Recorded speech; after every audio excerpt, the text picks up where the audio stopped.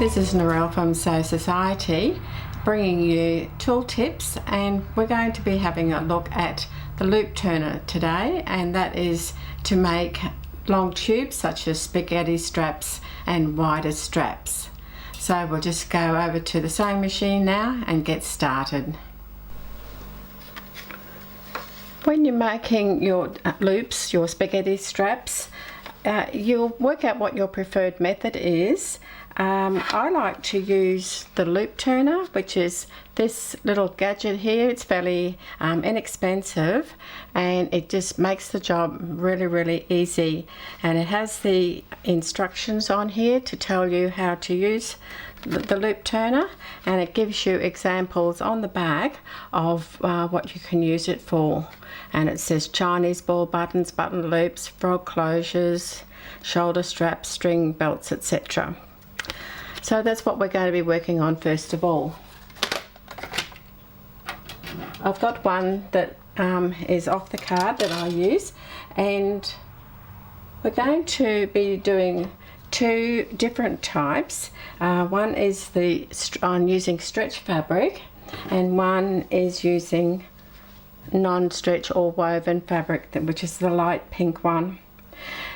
With your stretch fabric, you just need to cut the piece across the stretch of the fabric. So it's just a narrow strip from selvage to selvage, and you can see that I'm pulling it here and it's stretching.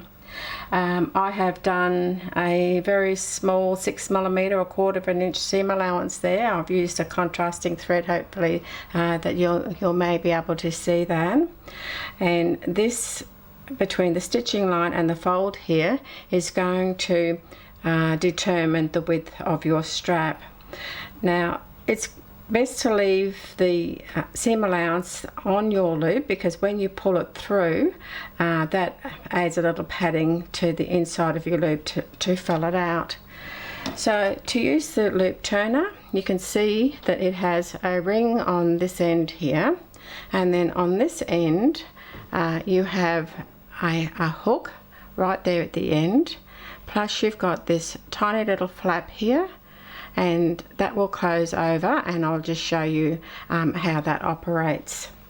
So you just feed the loop turner up the tunnel.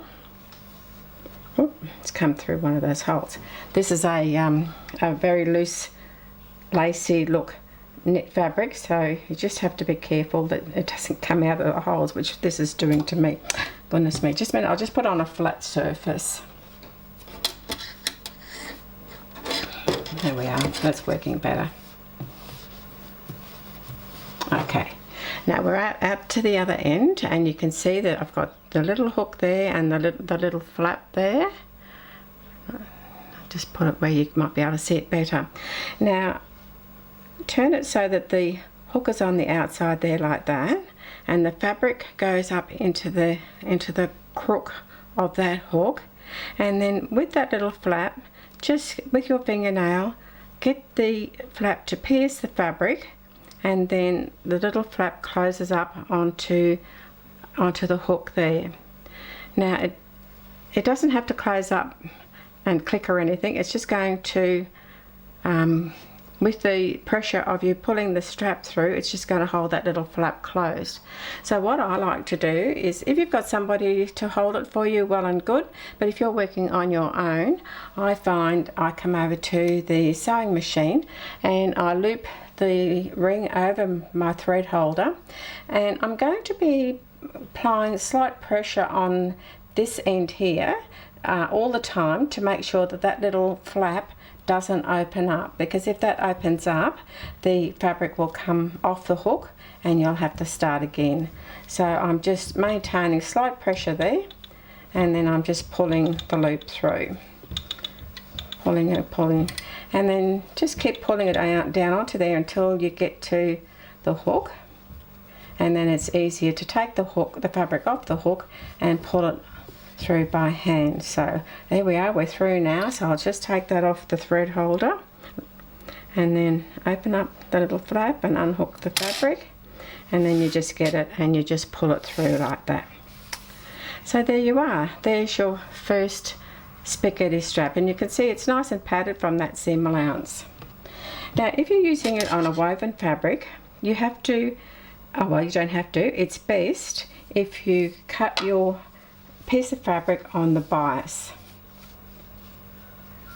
Okay, now we're going to hook the fabric into that crook of that hook, pierce the fabric with that little flap, and then do the same.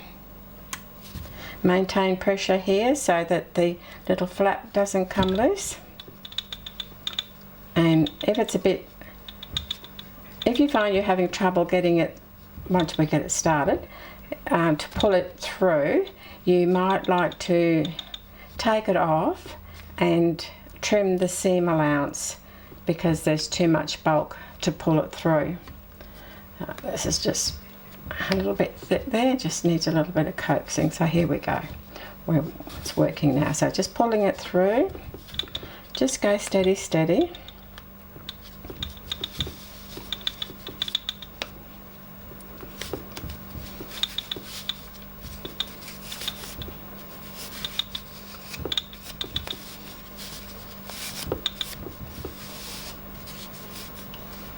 You'll find that the woven isn't easy to work with as the knit, but we'll get there. We're just about there.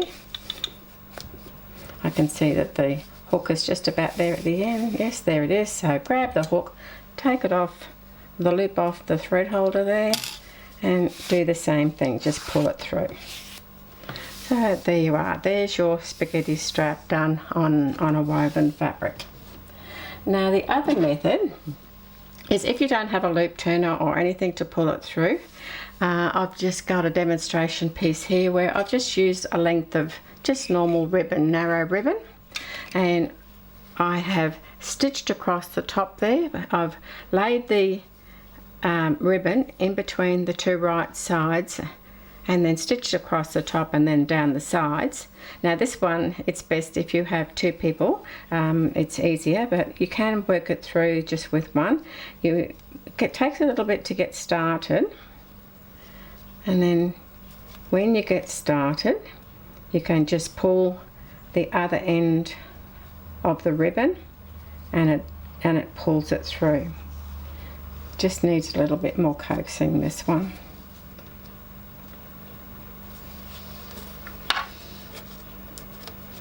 But it's what you've got available at the time and what your preferred method is.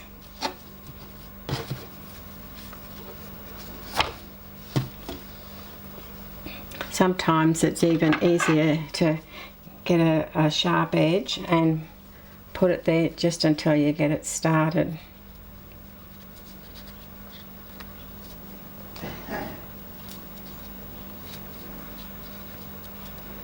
Coaxing, coaxing, coaxing. I think that should be enough. But with this one you have to coax it as you pull it, and then just keep going until it feeds itself down the tunnel there.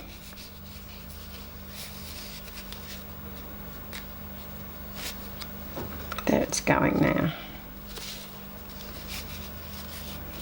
As I said, it's not as easy, but you will get there in the end.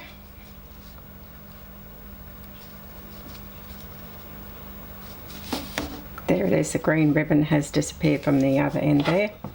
Now it's just pulling it through, coaxing, coaxing.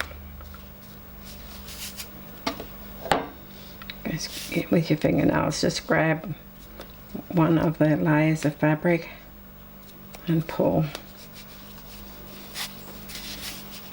It's just about out. There it is. Okay, here we go, pulling it through. And there, you get a nice thin tunnel too by using that method. And the last method is just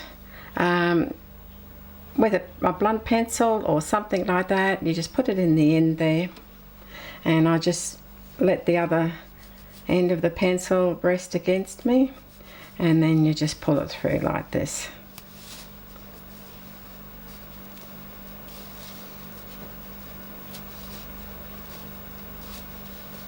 There it is there. Okay, pull it through. Take the pencil out and pull it.